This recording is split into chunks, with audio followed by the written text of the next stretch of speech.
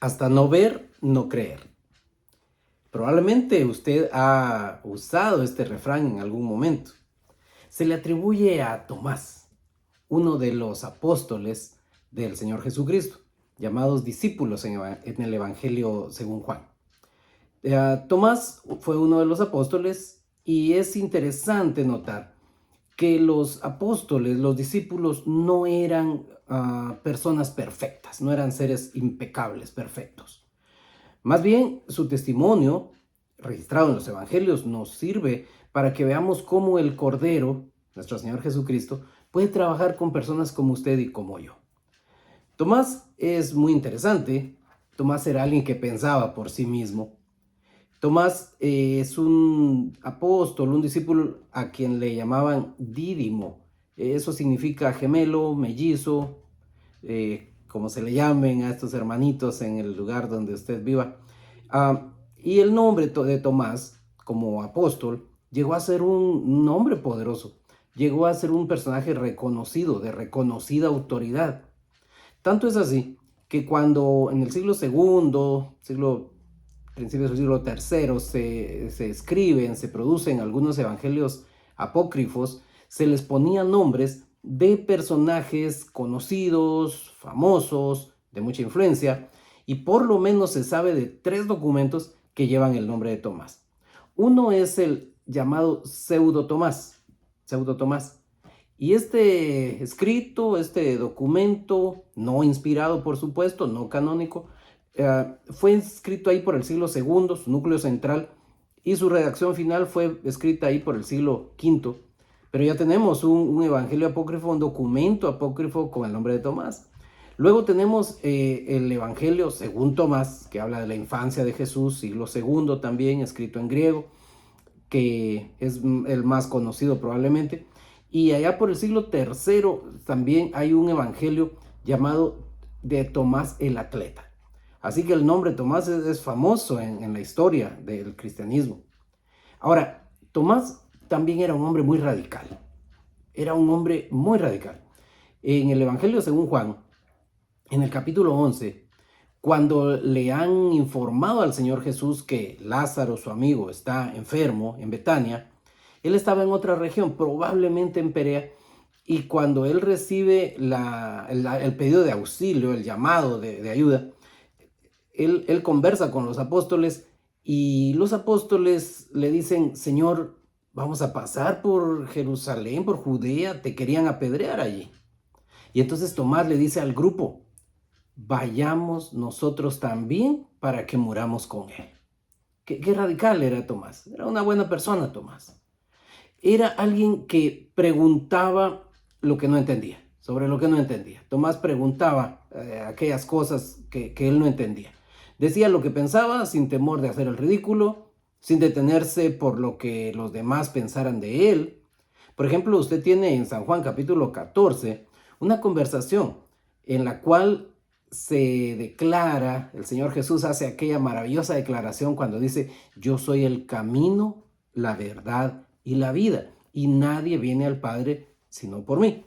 En esa conversación, es Tomás el que le dice: Señor, no sabemos a dónde vas.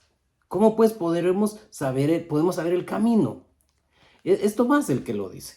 Felipe también interactúa en esa conversación. Todos estaban ahí conversando, los discípulos estaban conversando con el maestro. Pero Tomás es el que se anima a decir: Señor, no sabemos, no tengo idea a dónde vas. Menos voy a saber el camino. Y al leer este episodio, uno se puede preguntar cuántas cosas no sabemos simplemente porque no hemos preguntado. No hemos preguntado a la persona correcta. Ese era Tomás, ese es el perfil a grandes rasgos de Tomás. Después de la resurrección, todos le aseguran a Tomás que el Señor está vivo, que el Señor está vivo. Y entonces viene probablemente una de las características más destacadas que hemos hecho de Tomás, porque Tomás, cuando la iglesia, el núcleo ya de la iglesia que estaba constituida por los demás apóstoles y otros creyentes, cuando le dicen: el Señor está vivo, estuvo aquí con nosotros. Lo único es que tú no estabas en esa reunión, pero el Señor está vivo. Tomás no lo va a creer sino hasta que tenga la evidencia que él necesita. Ahora, el problema no es que no le creyó a la iglesia. Por supuesto, a la iglesia también hay que creerle, no de manera únicamente basándonos en que lo dice la iglesia, sino que la iglesia reproduce siempre lo que la palabra de Dios enseña. Pero en este caso el problema no es tanto que Tomás no le cree a la iglesia. El problema es que en última instancia no le creyó a Jesús. Porque el Señor Jesús ya había dicho por lo menos en 3 ocasiones que después de 3 días iba a resucitar. Por lo menos en 3 ocasiones había dicho, si no más, que iba a ser despreciado, que iba a sufrir, que iba a ser azotado, torturado, que lo iban a matar en Jerusalén, pero que después de 3 días iba a resucitar. Así que cuando Tomás ahora no cree lo que la iglesia le está diciendo, en realidad no cree lo que Jesús le está diciendo. Así que tenemos esa situación en la vida de Tomás. Pero la verdad es que Tomás no era alguien que simplemente no quería creer. No, eso es diferente. Hay quien se opone a la verdad, hay quien contradice a la verdad, y para quien quiere contradecir no hay argumento que le convenza. Hay personas que de pronto comienzan a cuestionar, a contradecir las doctrinas que predica la iglesia y simplemente quieren dudar. Han decidido oponerse. Han decidido oponerse. Ese no era el caso de Tomás. Tomás no era alguien que simplemente quería dudar, que no quiero creer. No, era alguien que buscaba evidencias. Era alguien que buscaba evidencias. Y la duda de Tomás no es una enemistad con Dios. La duda de Tomás nace del dolor. Él era del grupo que había estado por más de 3 años con el Señor Jesús, relacionándose con Él, creando algunas expectativas, unas acertadas, otras equivocadas. Pero ahora han perdido a su maestro. Y Tomás está atravesando un momento de duelo. Está procesando un luto. Está enfrentando una pérdida. La historia de los apóstoles está ahí no para que los juzguemos, tampoco para que los exaltemos y veneremos, pero para que su testimonio nos sirva para aprender lecciones de cómo vivir la vida cristiana y darnos cuenta cómo el Cordero, como el Señor Jesús, trabaja con sus hijos. Ahí está Tomás, enfrentando una pérdida, enfrentando un duelo. Recuerde que cada uno lo hace a su manera y a su tiempo. Ante una pérdida, el proceso de duelo lo va a gestionar una persona de una forma y otra persona de otra forma. A unos les tomará un poco más de tiempo que a otros. Eso es tan humano y Jesús lo sabe. Jesús lo comprende. ¿Quién no puede comprender algo así? A veces olvidamos, a veces queremos que todos tengamos la misma actitud ante las pérdidas. Cuando alguien pierde un ser querido, lo mejor que podemos hacer es tratar de comprender su pérdida, de acompañarlo en el proceso de duelo, de acompañarlo en su restauración y no de exigirle o prescribirle cómo debe sentirse, qué debe hacer, por qué lo debe hacer. Y a veces hasta terminamos condenando a las personas. No debería estar triste porque es cristiano. ¿Y dónde está su fe? No, el Señor Jesús, en el tratamiento que le da a Tomás, lo que hace el Señor Jesús con Tomás, nos muestra que el Señor Jesús sabe entender a sus hijos. Y Él sabe que todos somos diferentes, pero a todos al final nos quiere llevar hacia ese objetivo maravilloso de redención que Él tiene para nosotros. Así que Tomás está en un momento difícil. Tomás siempre exponía lo que él pensaba. Tomás, al parecer, él siempre luchaba por ser él mismo. Y hay una reunión a la que no fue. De pronto hay más. Pero sí sabemos, porque el Evangelio de Juan nos dice que hubo una reunión en la cual el Señor se apareció, el Señor ha resucitado. En Juan capítulo 20 tenemos ese episodio maravilloso, diría yo, maravilloso por todo lo que nos enseña. Ahí están los apóstoles reunidos, el Señor ha resucitado. Y en San Juan 20, 19, dice, ese primer día de la semana, al atardecer, los discípulos estaban reunidos con las puertas bien cerradas porque tenían miedo. Es decir, ellos no estaban haciendo su culto de adoración de aquella semana. Ellos estaban a puerta cerrada porque tienen miedo. Claro, son seguidores públicos de un hombre que las autoridades romanas han hecho morir en una cruz, lo ajusticiaron. Y entonces tenían miedo de los líderes judíos.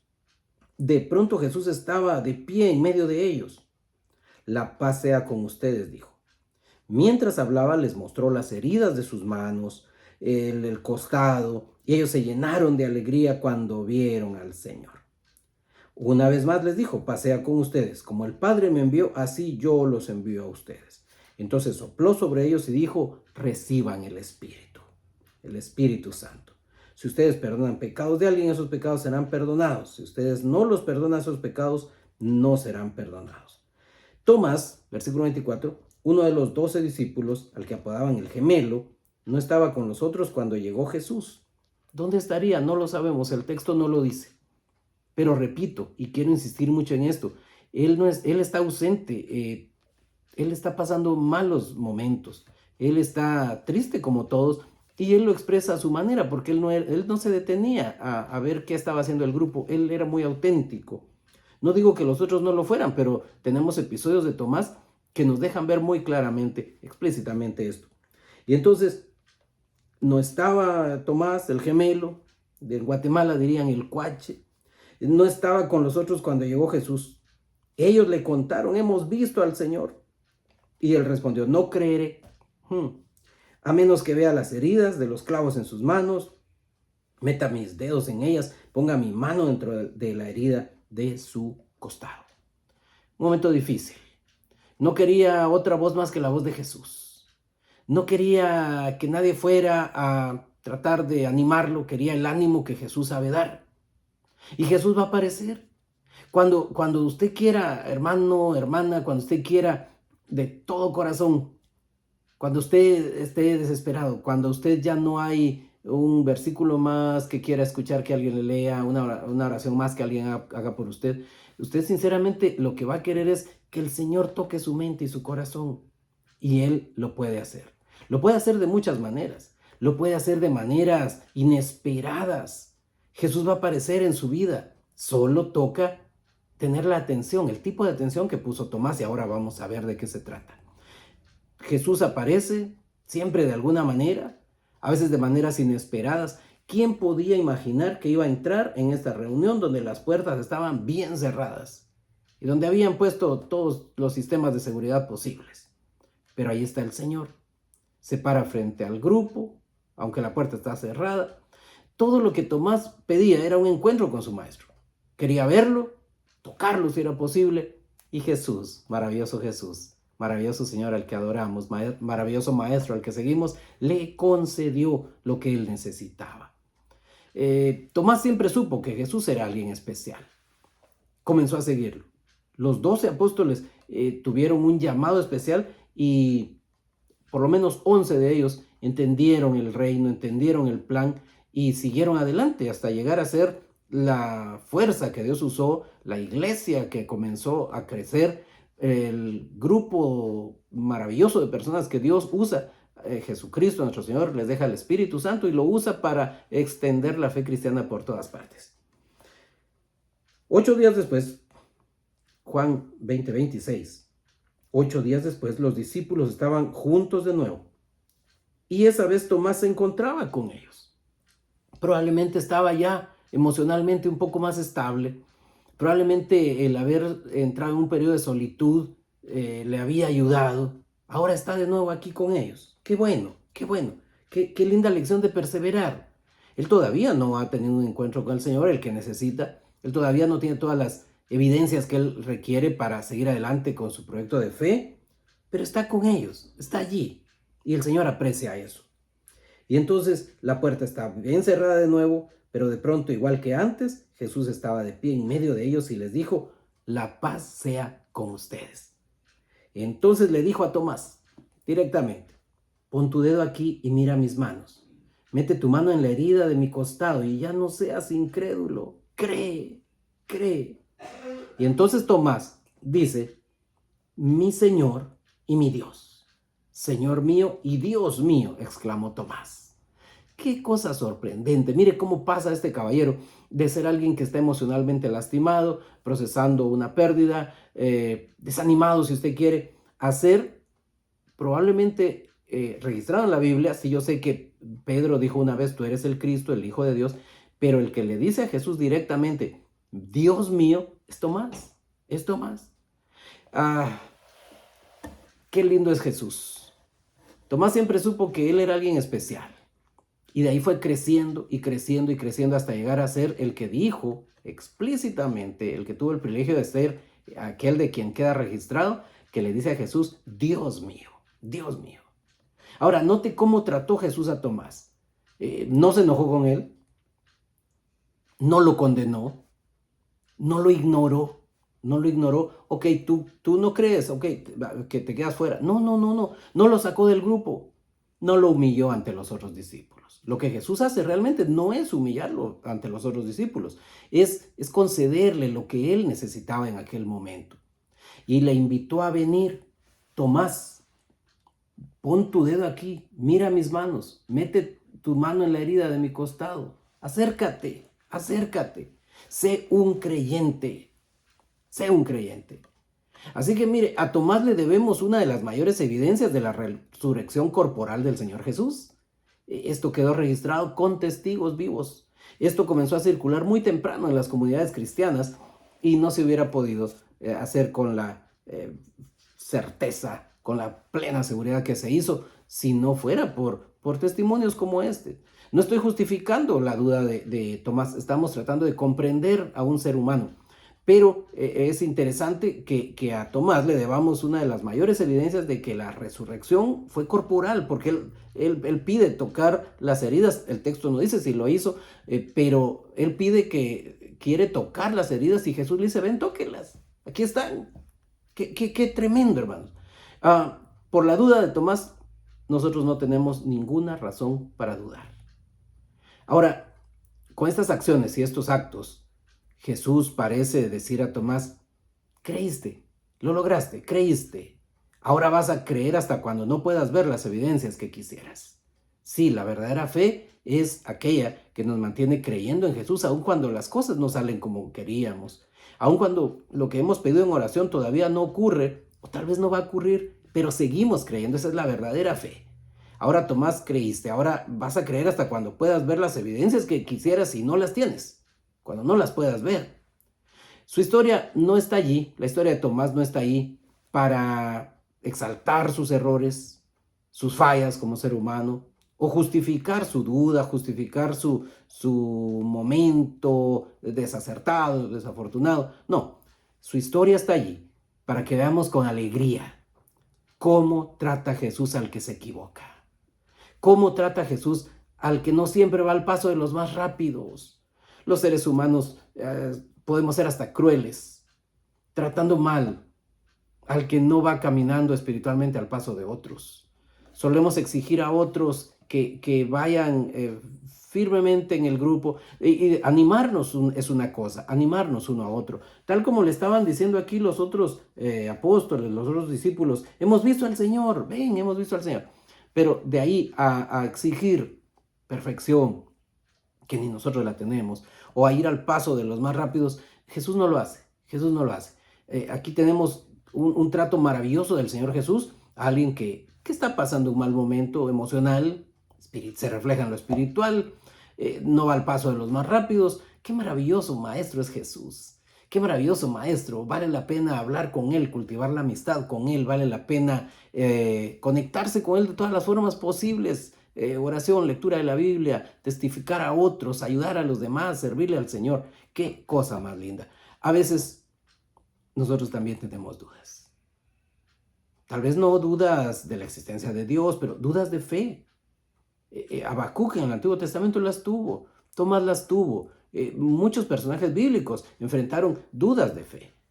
Y a veces a usted y a mí se nos hace difícil creer que Dios está trabajando cuando no vemos resultados milagrosos, cuando no vemos cambios inmediatos. Hay gente que se desanima porque dice, ¿cuánto tiempo le he pedido esto a Dios y no lo cambia en mí? Ahora, nosotros estamos llamados a ser de los que creen aún sin ver. No ha ocurrido todavía, pero usted y yo estamos llamados a seguir creyendo. Jesús está ahí, Jesús nos va a dar la evidencia. Jesús lo que quiere es que perseveremos, que persistamos en Él, en nuestra relación con Él, que hablemos con Él, que derramemos nuestra alma delante de Él. Precisamente la fe es seguir creyendo cuando el panorama es oscuro. es seguir creyendo cuando las cosas se ponen mal. La clave es perseverar. Es cierto, Tomás no estuvo en la primera reunión, pero sí estuvo en la segunda. Y el Señor es tan maravilloso que con eso tuvo para resolverle el problema a Tomás. Jesús hace lo que tenga que hacer para ayudarnos a ser lo que debemos ser. Jesús levanta al caído que se deja levantar. Jesús se acerca hasta cuando luchamos con dolor o cuando luchamos con dudas.